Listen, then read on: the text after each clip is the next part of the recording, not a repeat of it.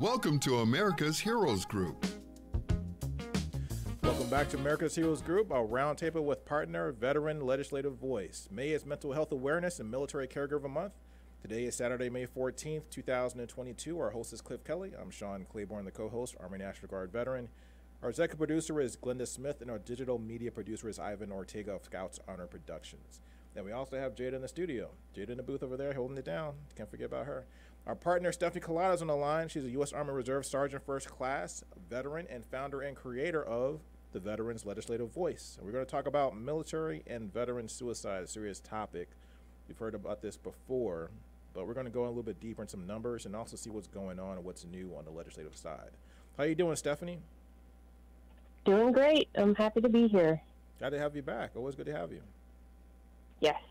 I'm excited to talk about military suicide, especially with everything going on in the media. I don't think anybody's ever been excited to talk about suicide.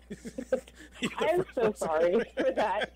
No, it's not. I mean, I'm not putting that down. But I'm saying that's the first. That's got to be.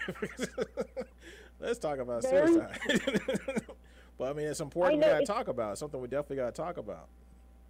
Yes, I mean, it goes hand in hand with mental health, and to me, mental health is so important. When I was in the Army, I openly told people when I was seeking therapy and treatment and being medicated because I wanted to stamp out that stigma that we had. I was also a security clearance manager, so having those things and doing those things while I can still maintain my security clearance and also handle others, I just try to help out there so that soldiers, service members, sailors, everybody can understand that mental health treatment is out there, possible, and it's not going to, 99% of the time, not going to hamper on your career. Mm-hmm.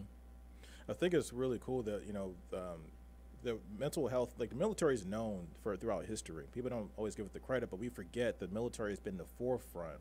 Most of our big inventions, most of our big turning points in American history and world history has come through, for better or for worse, military technology, military experiences, military everything. We wouldn't be having this conversation through social media if it wasn't for the fact that the military created the internet. The military created radio. This might be the turning point where because of the stigma that's been on mental health issues throughout history, the idea that you don't talk about these things or things like that. Now, because of the military taking the lead in the forefront, it seems, on mental health issues, this could be a turning point for the health of America. Yes, I completely agree there. When we started talking about mental health decades ago, it really did start helping other people, even civilians, like, oh my God, I have PTSD, even though it's not from combat. It could be from a car accident. It could be from sexual assault. It can be from seeing somebody being shot or beat up. Those type of things just that you encounter can happen, and anyone could have PTSD. You don't have to be in combat to actually have PTSD. My grandfather, who was a Korean War veteran, also sought treatment back in the 70s for mental health. So it's a little bit in the family for me on that one. The biggest things I like about the military, with even for the medical advances, from the start of World War I all the way up to Vietnam War, our medical advances tripled, quadrupled the amount of speed because we were encountering these things every day and we saw the need for medical advances. Those type of things happen, and I do hope that will extend itself into mental health. The USS George Washington has been a big thing going on. I'm waiting for them to do a full hearing in Congress. They're very tied up with budgets right now and appropriations. But they did talk about it briefly. So if anybody doesn't know, the USS George Washington is at shore getting maintenance and refueling done. It happens for at least 5 years at Newport News, Virginia.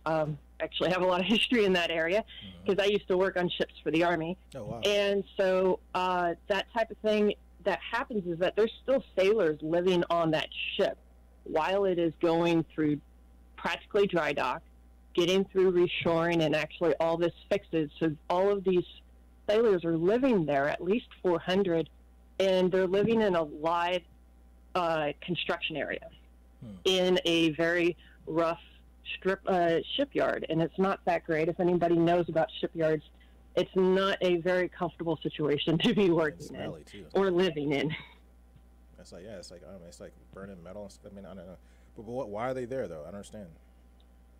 So these sailors that live on the ship, they are assigned there. These are most likely usually E4s and below, because like for any other place, any other branches in the military, they would have barracks and be required to stay on in barracks. Well, since it's the Navy, if they are assigned to a ship, if they're E4 and below, they live on the ship, 24/7, live, work, eat, shower, everything on that ship. And so those type of issues do come up of the living conditions that they're living in. It's been living conditions was a big thing. That's also happened in the Army and multiple other locations. But living expenses or living conditions can impact mental health greatly.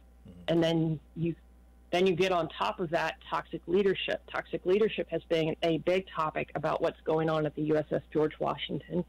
A few sailors came out and talked about their attempts of suicide.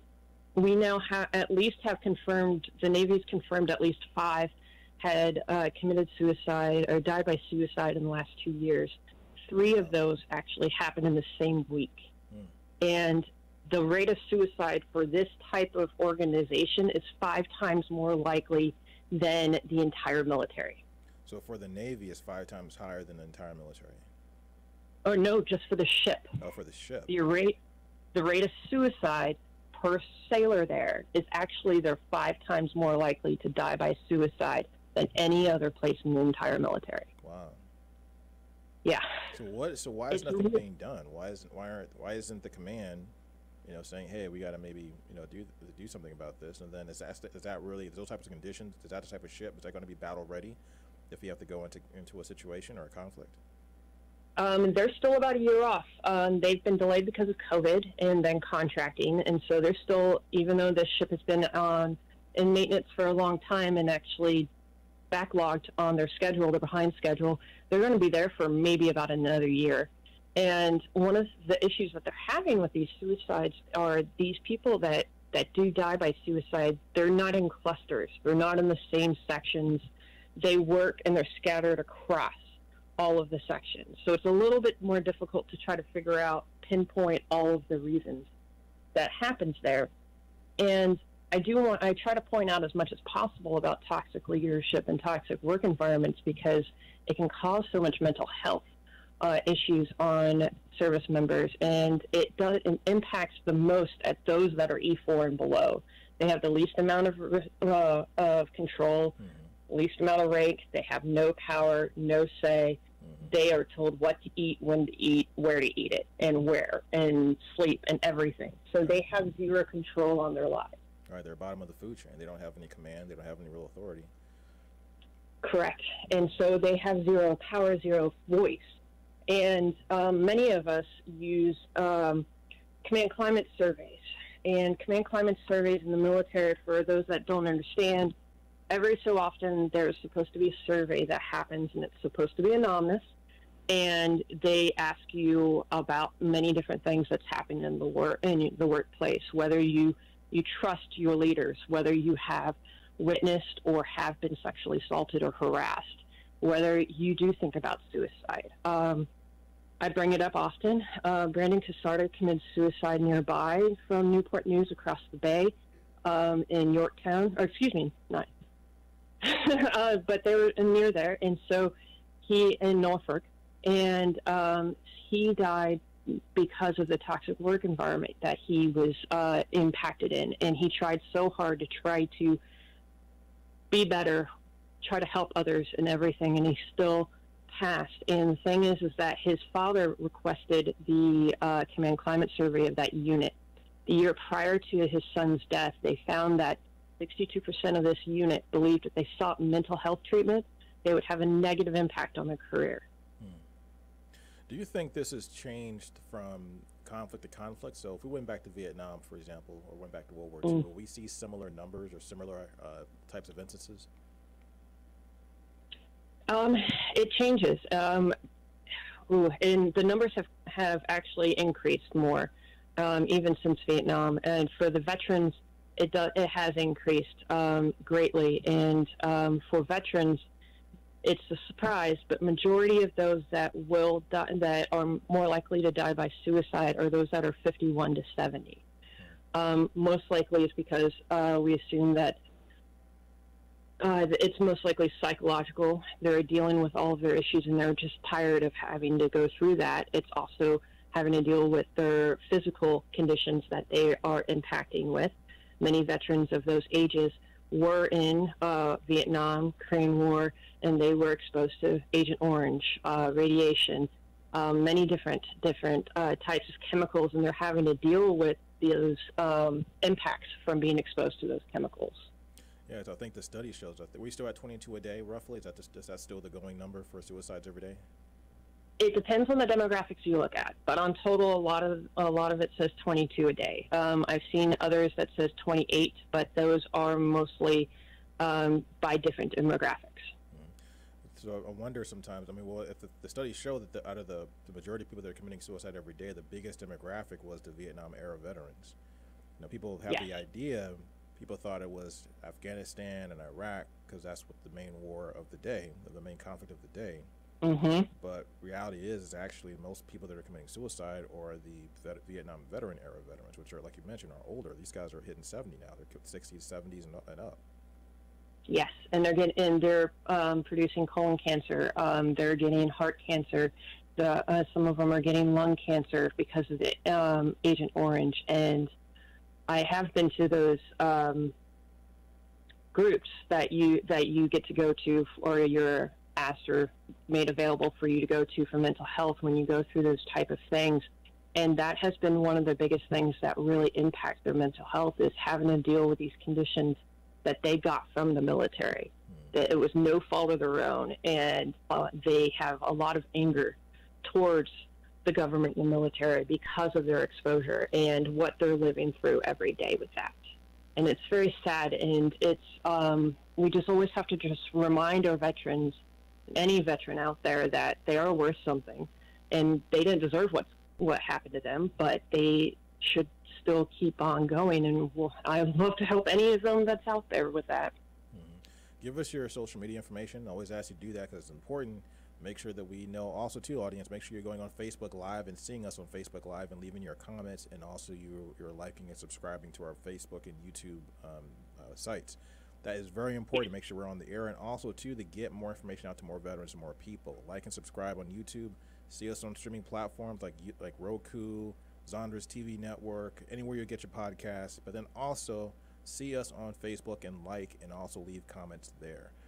Now, the thing of it is that I noticed that also going across the country, not just, I know even though the veteran population has higher instances of suicide, the CDC mentioned that the suicide rate is up 30% nationally since 1999. You know, and I thought that was interesting because I had to go then look it up because I always like to challenge, just go for this numbers and just say, okay, this is you can always turn numbers to make them tell one story or another story. But the thing that's interesting is that since 1999, the growth rate of the population is actually down 50%.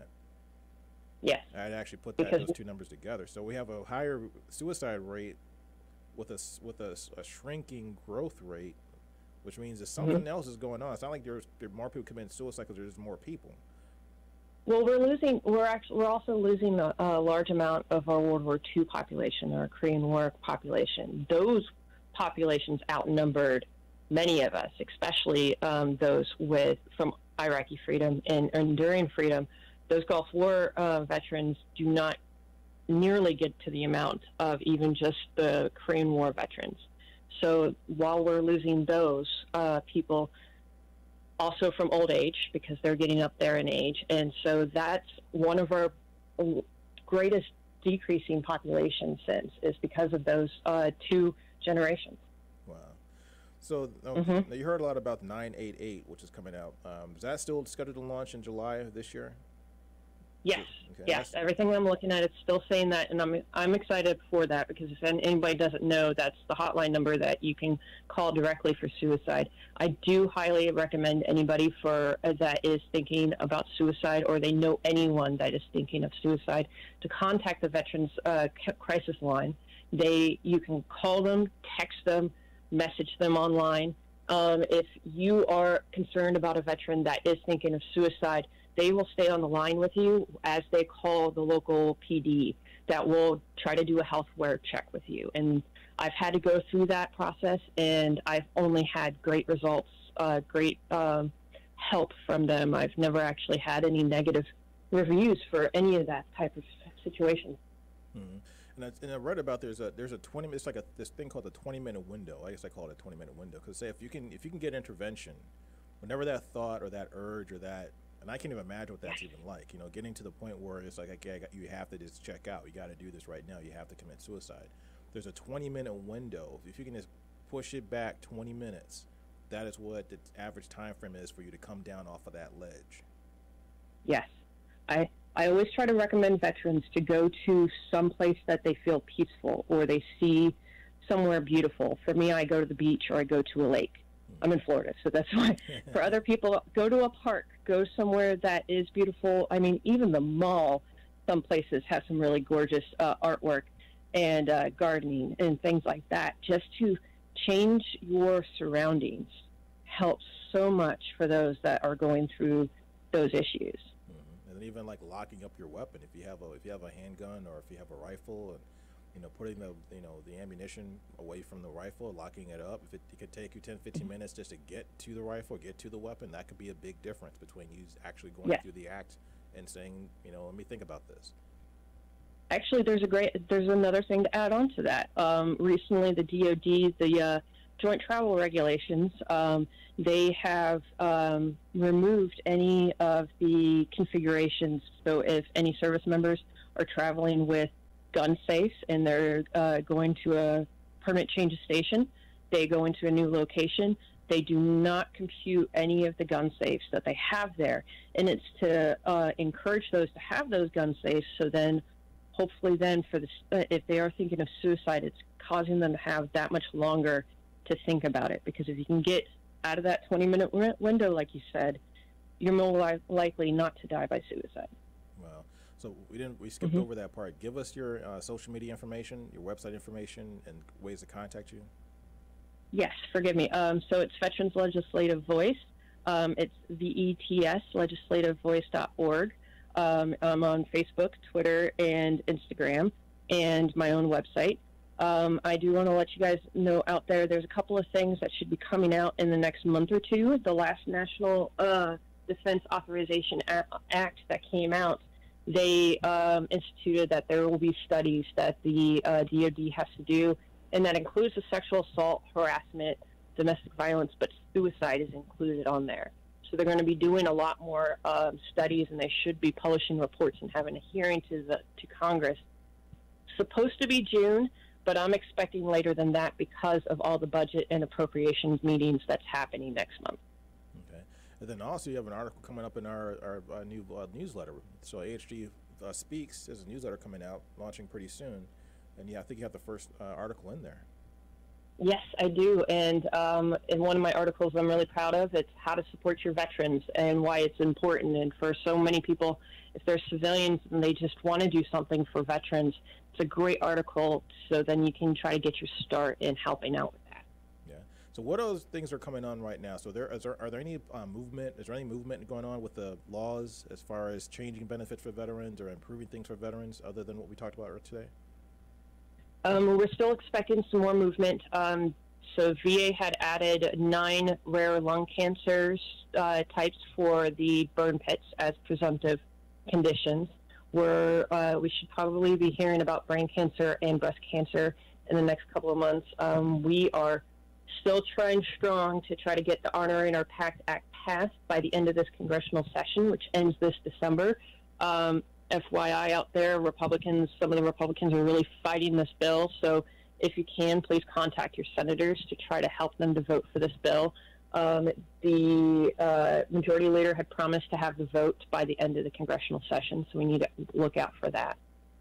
I'm always going to get on my soapbox and talk about how I think it's super important that the Congress passes some kind of law that makes your benefits, particularly health care benefits, automatic for all veterans.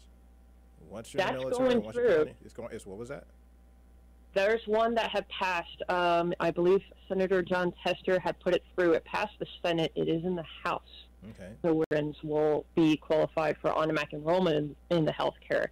But it's slowing down because that benefit would have been also been included on the Honoring or PACT Act. So they're kind of hitting heads right now at this moment. So we're just waiting for them to work it out. Yeah, they need to make it for every veteran that's ever put on a uniform. If you've been in a Yes. uniform for at least 6 months, you should get automatic health care benefits, period, for the rest of your life. Man, I don't care if honorable discharge, dishonorable discharge. It costs too much more money. We're actually wasting money fighting all of these claims and having to deal with all of these things on the back end versus dealing with them up front. When you have people that are exposed to toxic chemicals, when you have people that are suffering from mental illness, when you have people that have even dental problems, I mean, even dental care. I mean, this something so simple with the infrastructure and resources that are already present in our military and in the veterans and the VA system, we could actually do this. It doesn't, and it will probably save us a lot of money by doing it this way.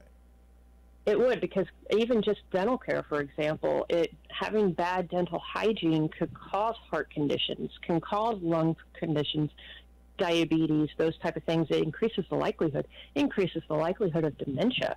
So you have these veterans that are getting up in age, and then they're more likely to then be going into the veterans homes that the states have. So that's even more money being pumped in there because these veterans need long-term care at their older age. Well, I guess you got to have common sense. Got to do right to have no right to do right. I guess, right? Exactly. So, what final things you have to tell us about as far as what's going on in your world, and especially with the laws? Any new laws coming out? Any things we need to get behind as veterans? Anything we need to rally around? Well, we definitely need to rally more towards some of the. I love to harp on the military sexual trauma bills. Representative Spear had put in a bill to fill in the gaps that had been missed from the previous bills that had became law. So this one would outline more laws for sexual harassment and the investigation of it, and pretty much making sure that the commanders have as least control over the judicial process as possible. Right now, commanders have control over jury selection. So not many people realize this. You're not allowed a jury of your peers when you're in the military, when you're facing judicial action. It is chosen by your commander. Which may or may not be trying to subvert or protect someone who's involved in that investigation. Exactly. There's been a number of commanders that have gotten in trouble for actually conflicts of interest in trying to change the entire court-martial that was going through because of the jury selection. That's crazy. Mm-hmm. So does your Mother's Day pretty well? Do you have a good Mother's Day? Yes.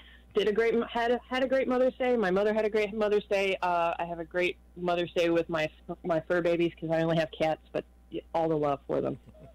Stephanie Kalota, good to have you back. Good to hear your voice every month or every week sometimes on our show. Yes.